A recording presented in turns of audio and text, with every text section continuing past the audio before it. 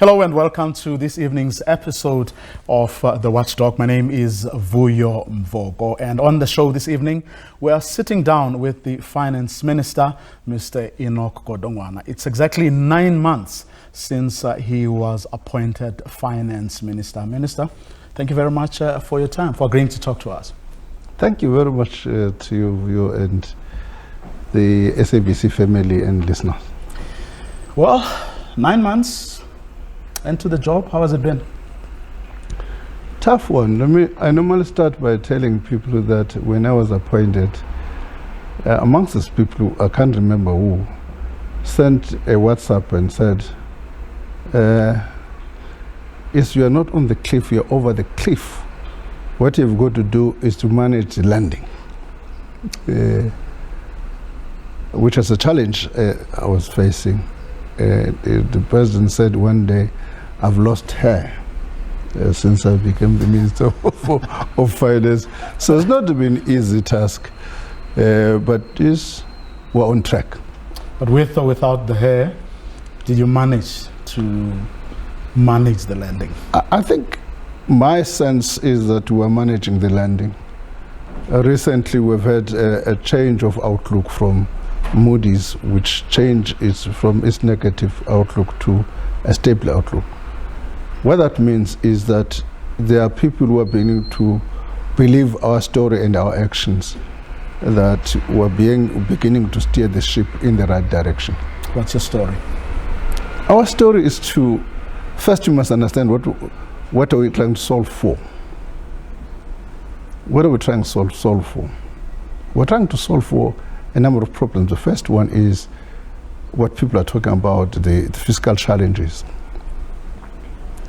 For a variety of reasons, which largely economical, some of them self-made, we've reached an environment where our debt is becoming unsustainable.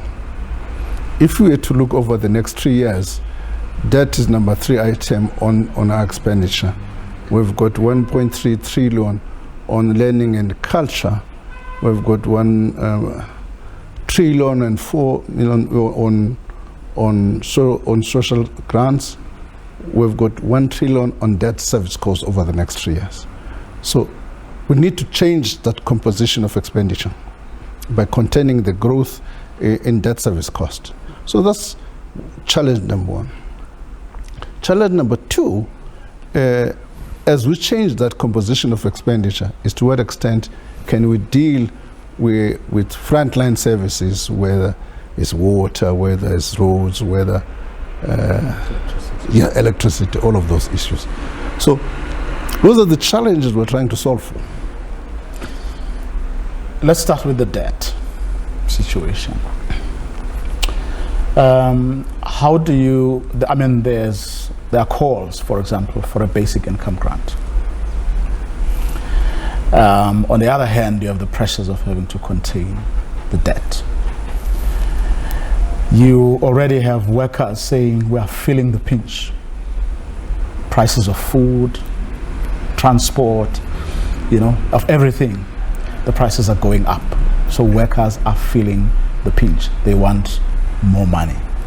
Do you think you're going to be able to then contain the cost? Look, I've said to the workers, the leadership of the unions, I'm not going to conduct the negotiations with them via the media.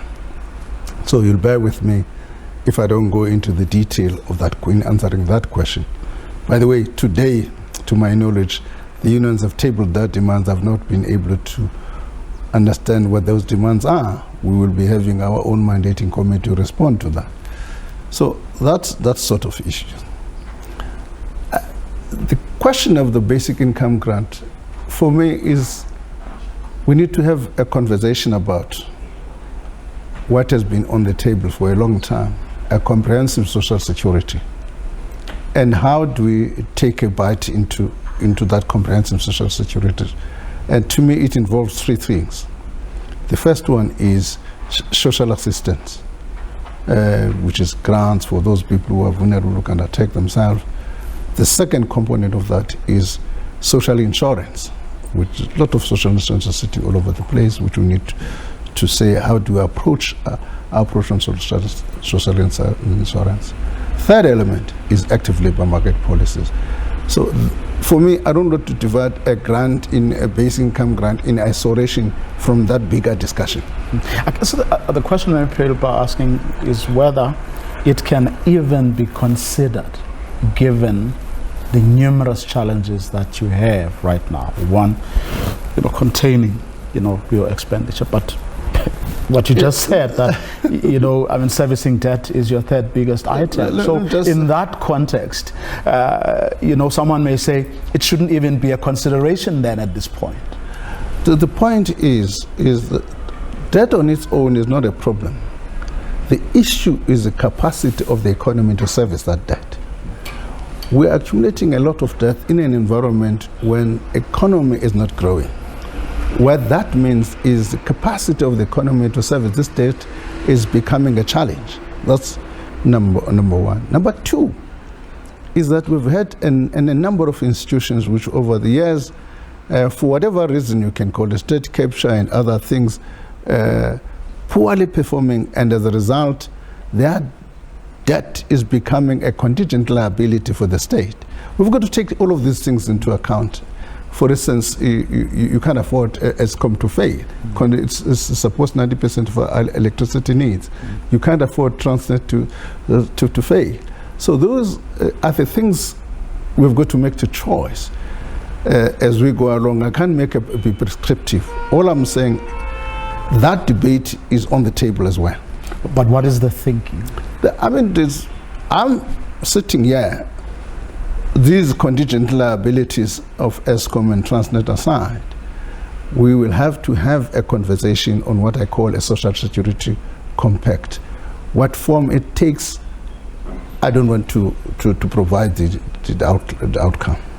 But I'll try and break it down a little. And what is the thinking on what happens to Eskom, for example, servicing its debt, but keeping the lights on, given the fact that this economy is dependent, on us having, on Eskom being able to provide that electricity, and because of its entrenched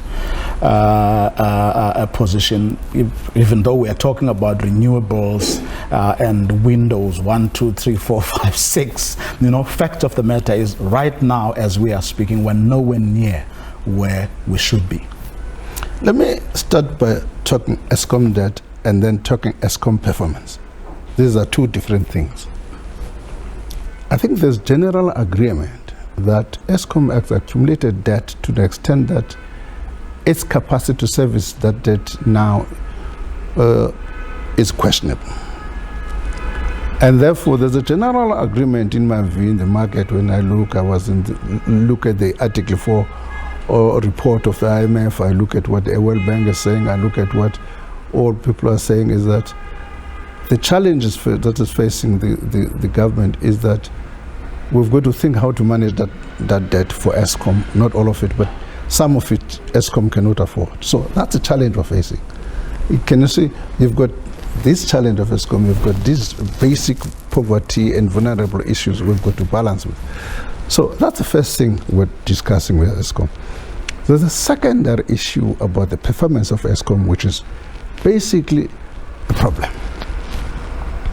But before I deal with the basic issue of Eskom, I made the point in the budget speech that between 2013 and now, we spent about 300 billion rand trying to fix Eskom than fixing power to the grid. I think a combination of part of this discussion when we are restructuring Eskom's debt must be linked to how to ensure that there's less reliance on Eskom on electricity supply. And while we're fixing Eskom, we've got other players to be able to provide power to the grid, which is country needs. So that's the second. The third issue is Eskom's performance. Eskom's performance is very problematic. The CSIR has done a study of the damage in terms of value of the damage done, but showed a load shedding which shows about 338 billion rand, 125 billion rand of that in 1 year. Availability factor at the moment is declining by year, which shows that Eskom's performance is becoming problematic. So we've got, as part of restructuring this debt, to say, how are we going to resolve those issues?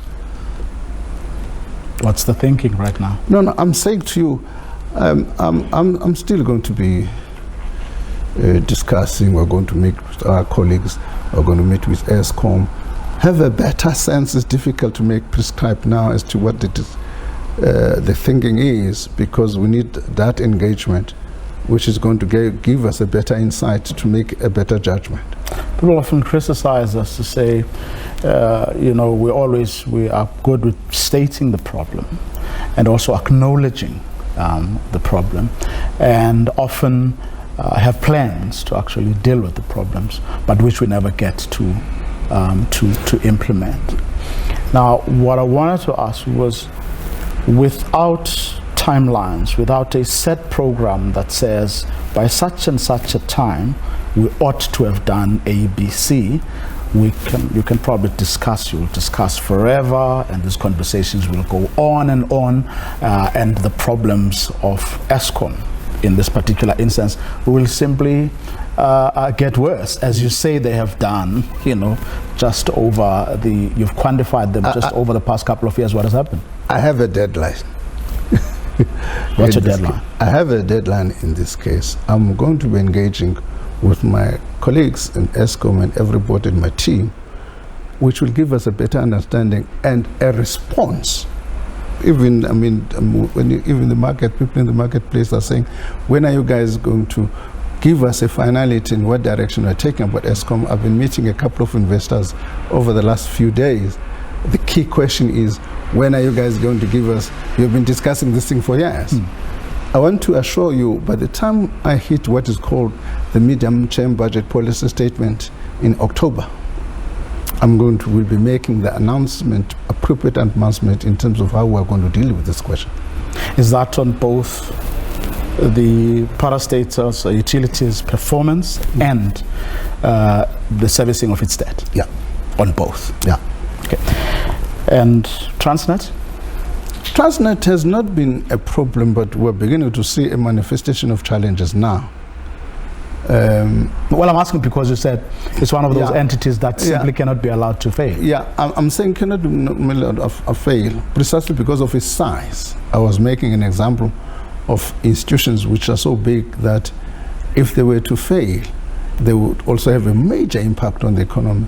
Transnet is the biggest logistic company in the country, and then we can't afford it to fail. So, but it has never had many challenges, but we're beginning to see some challenges emerging at the moment. But what I'm trying to ask myself is whether one to allow it to fail first. No. Before, in other words, get to the situation that... No. That's precisely the reason we're having a better... My team is working with Transnet, looking at the challenges Transnet is facing, what is the appropriate approach we should be taking. And we're working with them, and even next week my team is going to be meeting with them to find on the appropriate solution so that we should not allow it to fail. Of course, you said that we have an economy that is not performing, and that is the big problem.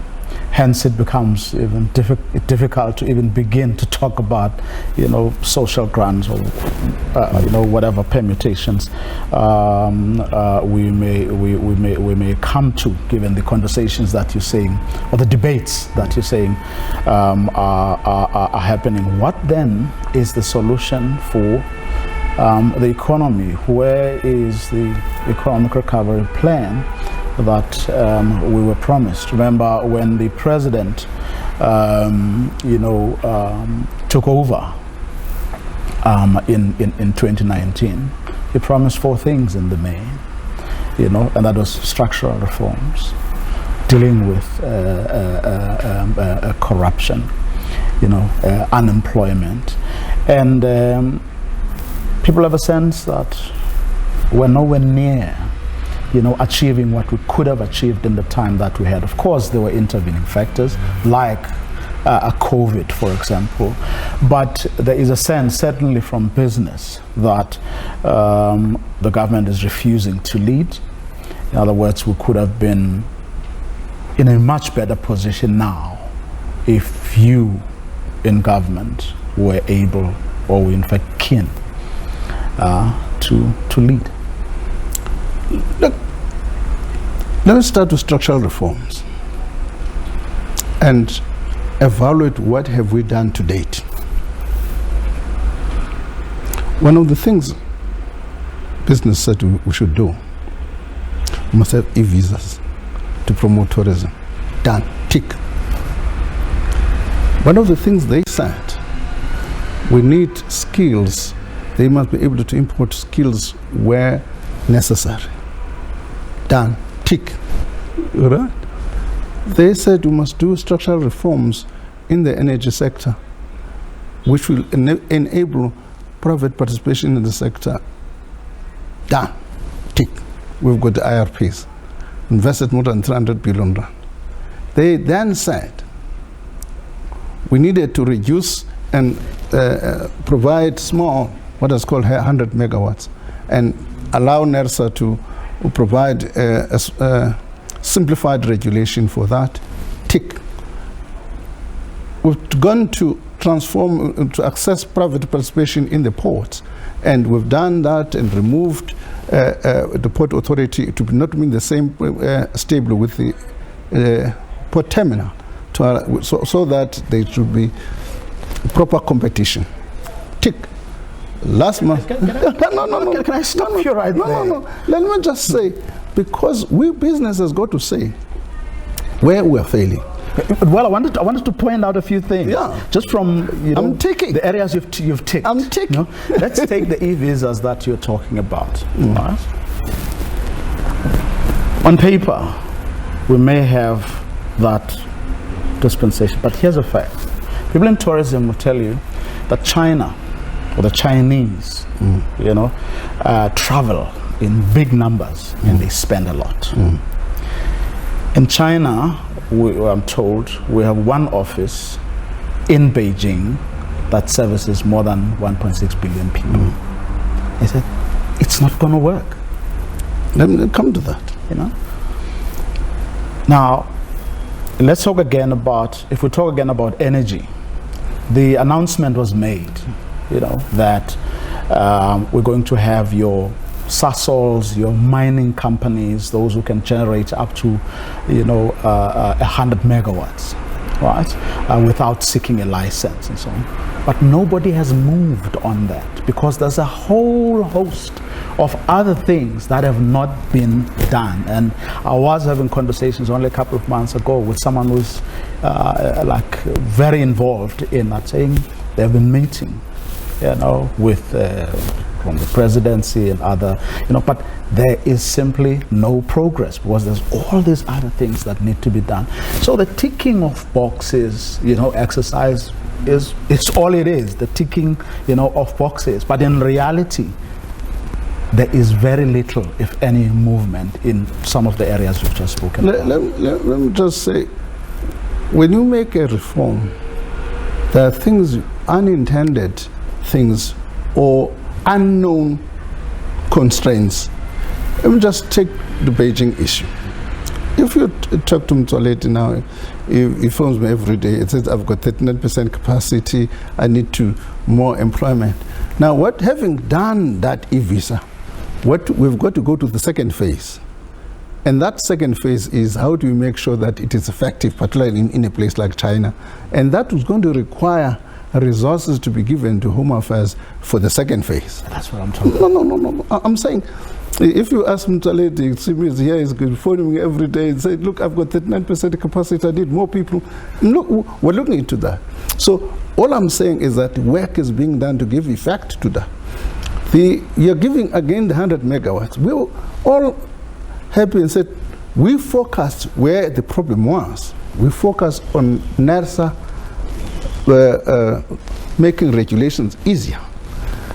We didn't look at other problems.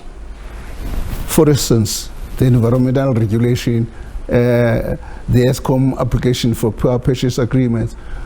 Last night, we were discussing this matter in the Operation Vorelda meeting with the President, that there's something we didn't know. We focus on NERSA, and now we've got to move and focus on removing all of these regulations. On Operation Vulindlela now, a team is working on this particular aspect. Every Thursday, they're meeting in order to remove those obstacles for the energy sector. And they're working with the industry. But, this administration has what? About 2 years? Yeah. Left. The sixth administration were mid-term, almost mid-term, yeah. Yeah. Now, the young people who don't have jobs, losing or have lost hope already, many of them, if you consider the numbers of people who are not even actively looking for work these days. What do they do when they listen to you saying, we are moving? How much time should they give, the government before they see a very real turnaround? Let me give you an example. If you look at the last quarter figures, we have seen a shift in the composition of the unemployed. People moving from discouraged to encouraged. That's why they put the figure to 35. What that means, young people are beginning to look for jobs. What we need to do as government is how to assist them. Let me give you an example. If you look at the figure of the unemployed, there's about almost 800 to 1 million people there who have got some tertiary qualifications. What that means, some have gone through a TVET, but have not been able to obtain a trade certificate. One of the thinking we want to do is to take that group through industry to get the experience so that they should have a trade certificate. My thinking, I'm subject to correction by my team and cabinet and everybody, is that we may have to convert the employment tax incentive in order to fulfill that objective, to make sure that young people can do that.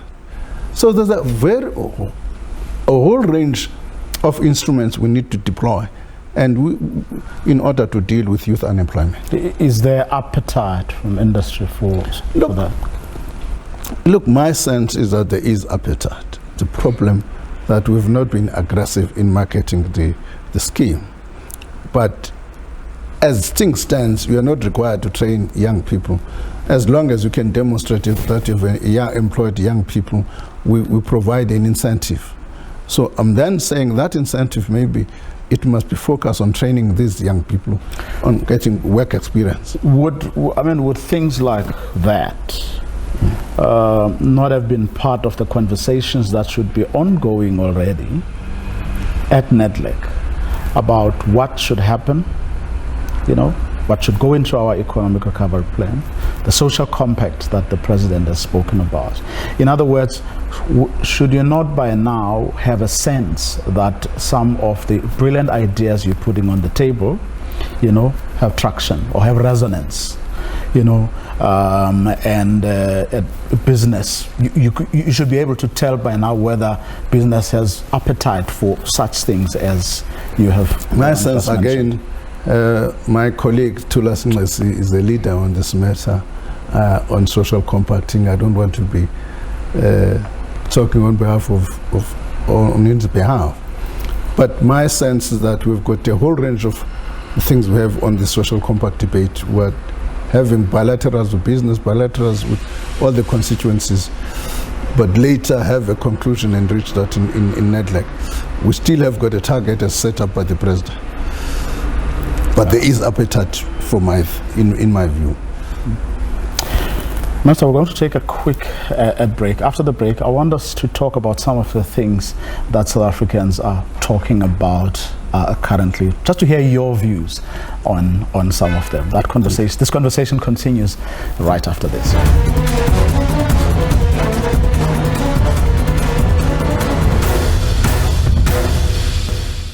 Welcome back, and if you just joined us, we're in conversation with the Finance Minister, Mr. Enoch Godongwana. It's exactly 9 months after he was appointed by President Cyril Ramaphosa to be our Finance Minister. Welcome back, Minister. So many questions from South Africans, many of whom I know you've addressed before, but they keep coming. One is, at what point are workers going to be allowed to access a portion of their pensions?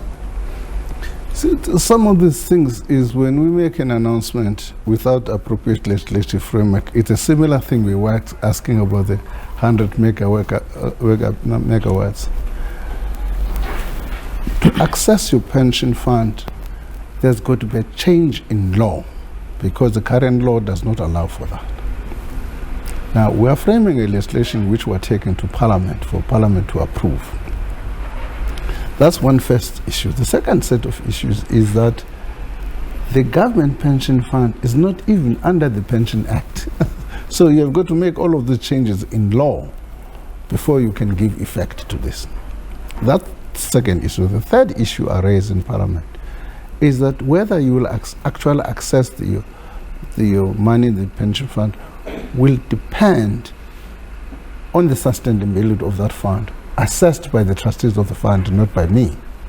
It's going to be then the final verdict. The law will allow the trustees to make that judgment call. So that's the process we're in. But you know how it is. You know, the mills in Parliament tend to grind very, very slowly. Piloting legislation is not something that happens quickly. So are you doing, or have you done anything to make sure that the process is quicker? No, I can't. It's not within my power. The constitution of the country requires public participation in any legal process. So it can't be me who says, no, in this case you will have to bypass public participation and so on and so on. Once I submit it to Parliament, it's outside my hands, that process.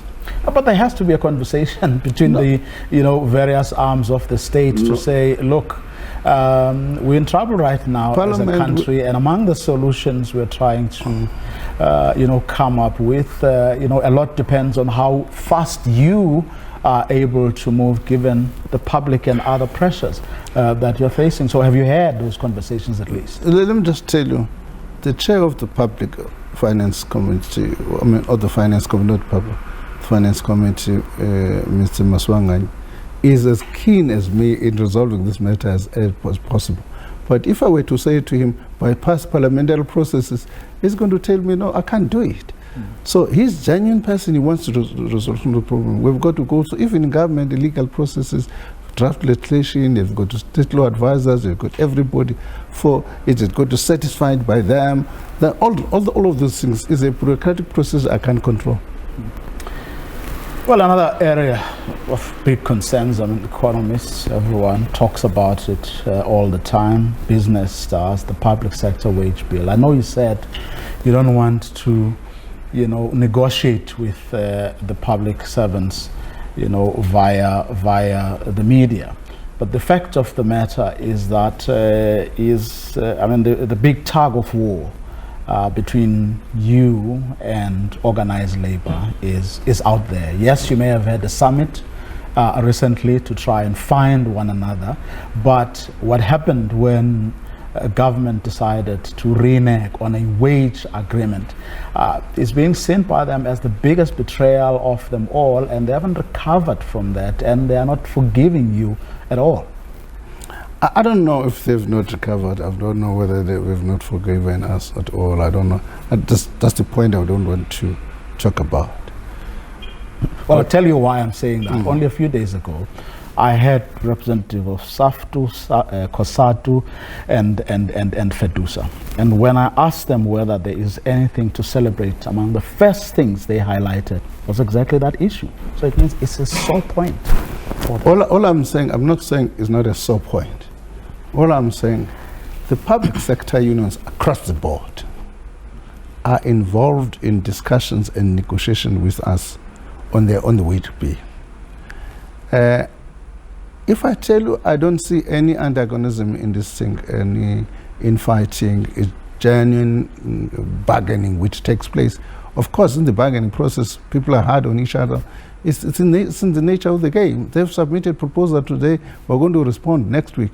I'm part of the mandating committee to ensure that the mandating committee, part of the fight that we're raising in the meeting was the court has made it absolutely clear that in the absence of Treasury providing the necessary resources, you can't say there's a proper judgment who's going to be negotiating with that. I said, Treasury will be part of the negotiating team, and my team is part of the negotiating team, and we're having good negotiations. In good faith? In good faith.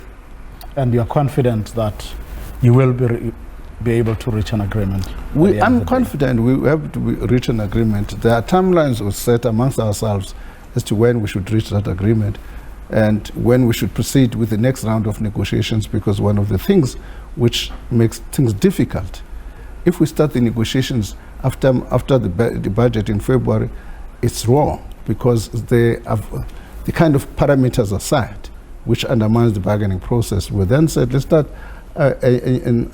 change even the calendar of negotiations, which will allow the unions to influence the wage bill. What do you think might be the consequences of a situation where, let's say, you don't find one another? And I'm saying this on the back of what we saw on May Day in Rustenburg. As things stand, I don't want to. The agreement we have last year is that if we don't find each other, we will carry through the same agreement into this financial year. And we've stuck to that agreement. From April, we're still implementing what was agreed last year. So my understanding, that's where we are. I don't want to preempt those negotiations. And speaking of things that have been happening over the past few days, weeks, you saw the outcry from South Africans about the CEO, of Sibanye Stillwater taking home 300 million rand. I think a day or so earlier, there was another report of the CEO of MTN, who got about 84 point something million as well. And to ordinary folk, this is something we should be dealing with in a country with so much inequality. It's not something that should be left to the vagaries of the market or some explanation like that. Just your thoughts. Look, the income inequality, some of which reflects the apartheid past, is part of a problem, because it undermines the social cohesion we're trying to achieve. But to my knowledge, Minister Patel is piloting a change in the Companies Act, among other things, trying to deal with this question. What's the thinking? Is it fair, especially in the Sibanye Stillwater case, for example? Yeah. I mean, currently they are busy. I mean, strike workers are having none of. I don't think it is fair. I don't think it is fair for one individual to get that amount when the ordinary folks that are working hard on a day-to-day basis, collectively, they can't get that amount. Is a problem.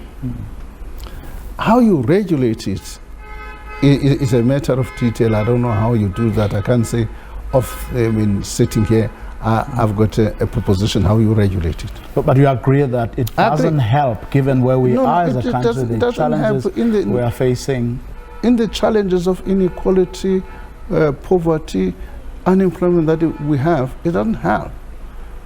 I mean, if you were to take about 250 million of that and allow this guy to get about 250 million of that, Sibanye invest in some productive activity in those communities, it would make sense.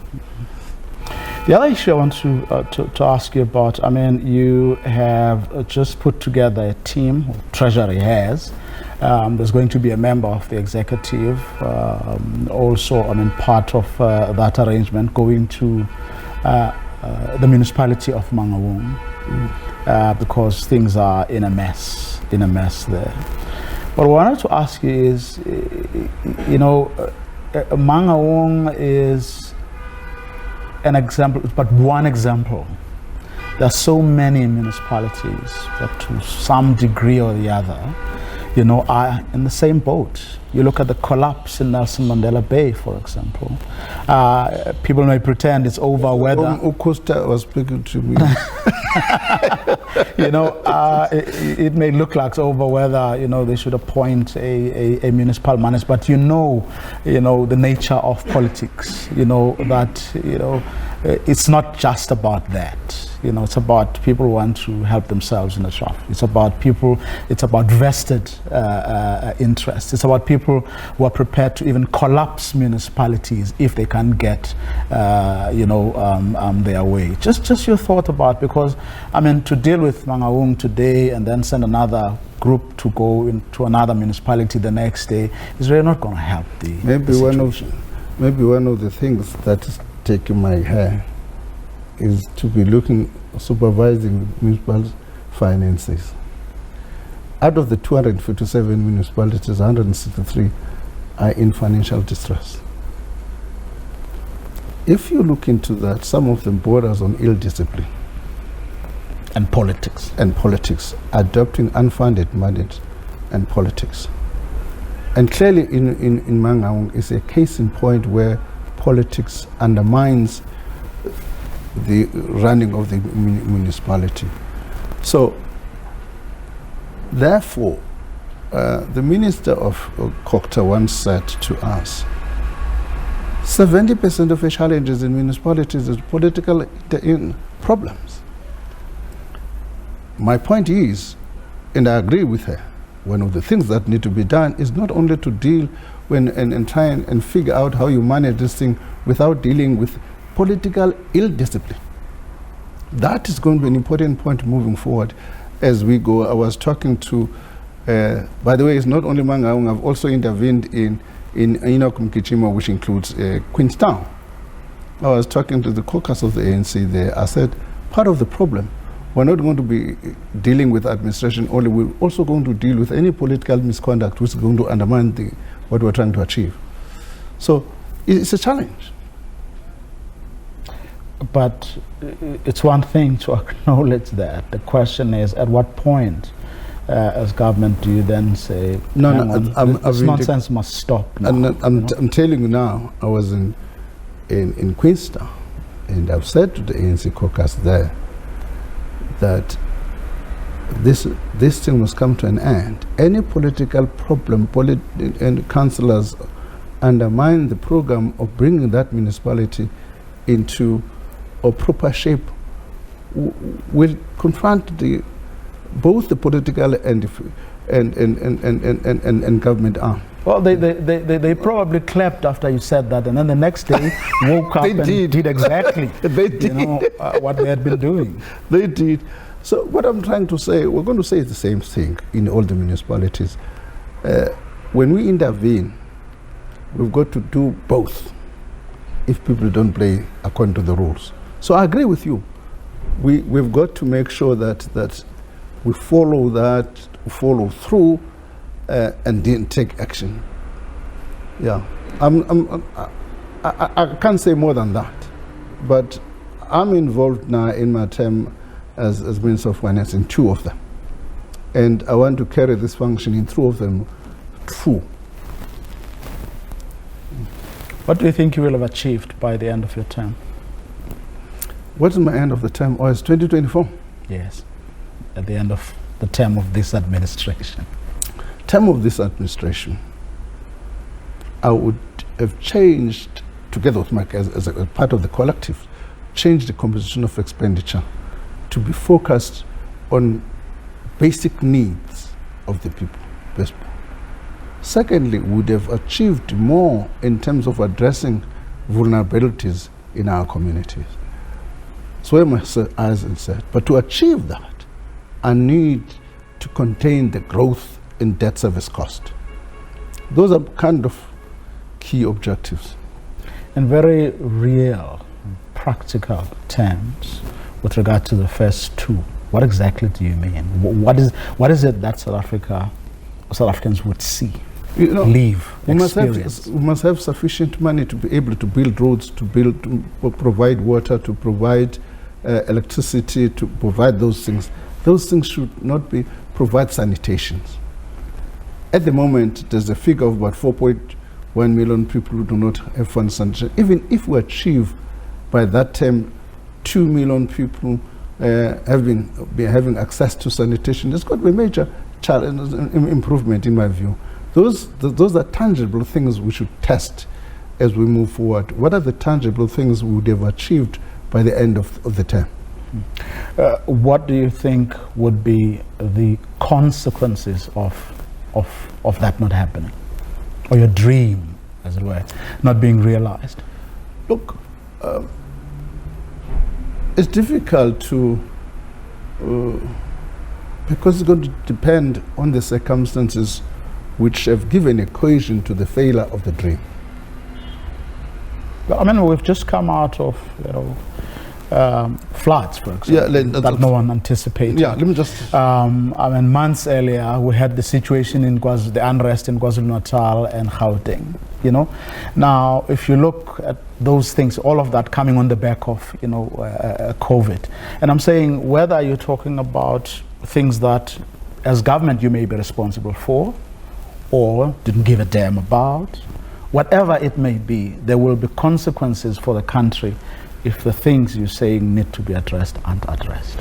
Yeah, let me just say, I can assure you the failure to address these issues was not because I've not done, that I'm put my neck on the block, that it would not be because I've not done my work. But you have raised an important point. There are issues which are beyond your control which can impact on that work. One of the things we've not been taking into account is climate change, and therefore provide adaptation and mitigation.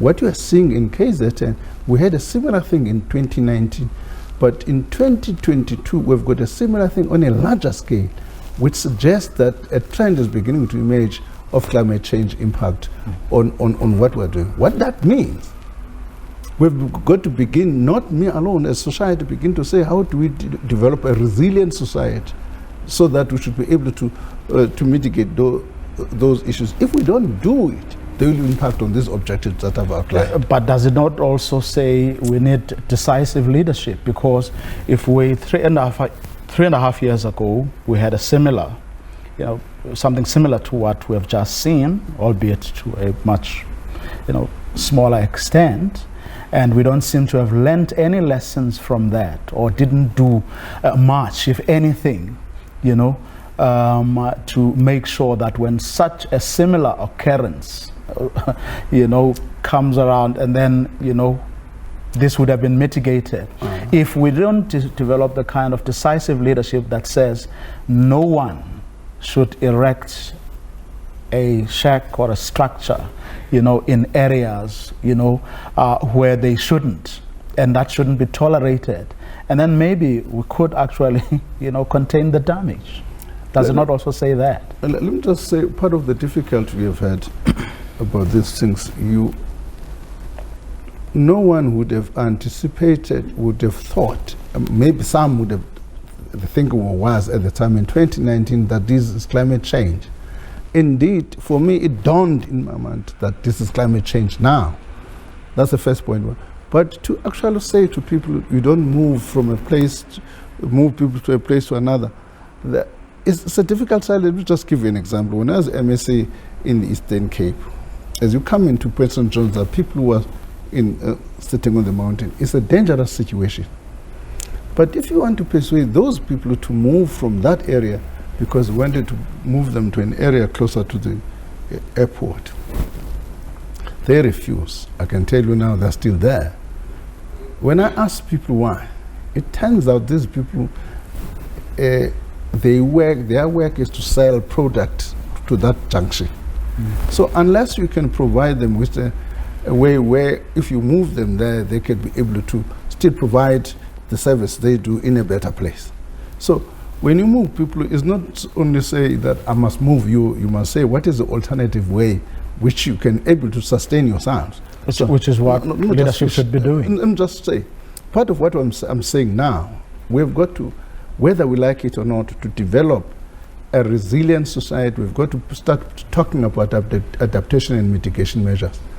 And that requires a conceptualization of a different or economic development. We have mobilized.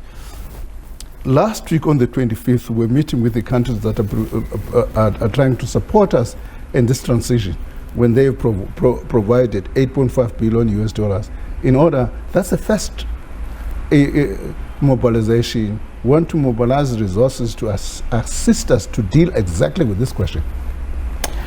Of course, we're having this conversation in a year. The ANC is going to have its elective conference. You and I know, especially in the last while, that whenever the governing party goes to a conference, you hear a lot of the radical economic transformation noises. They reach fever pitch. And what that often does is to paralyze the state literally. We find people like you not talking and government not taking any decisions because, you know, they're worried, or people who would be in charge are worried about what the things they say, the impact the things they say would have in the governing party's politics. Given the challenges that are facing the country today, how are you going to behave this year, given the challenges facing the country? And, you know, the fact that you have to be decisive, the fact that you have to act in the interest of the country and not in the interests of your political home.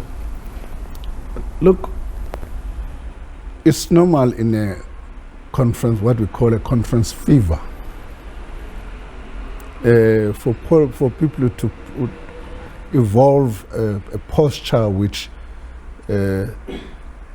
sometimes may not be practical, just to seem to be radical or so on. It's normal in a conference. But what you see in the emerging documents that I've read thus far is a posture which says we are a governing party which have learned from a number of electoral processes that we've got to rethink how we position ourselves and what are the key things that are emerging in these elections, and how do we as a party respond to those issues. My sense is that what is emerging in those things is something that says, how do we respond to the message that is being carried through our constituencies? So that's the issue. But again, if you look at those, there's nothing at the moment which is saying government is being paralyzed. The question is, are we developing a coherent approach as to how do we respond to these issues as government? I don't think we're paralyzed. For instance, any issue which I've referred to, which I think we need to sharpen our pencils and think through, is the issue of climate change. That's where we're going to leave it. We've run out of time. Thank you so much, Minister, for indulging us. Thank you very much. And that's our show for this evening. To join us again tomorrow night, 8 p.m. sharp. Have a good night.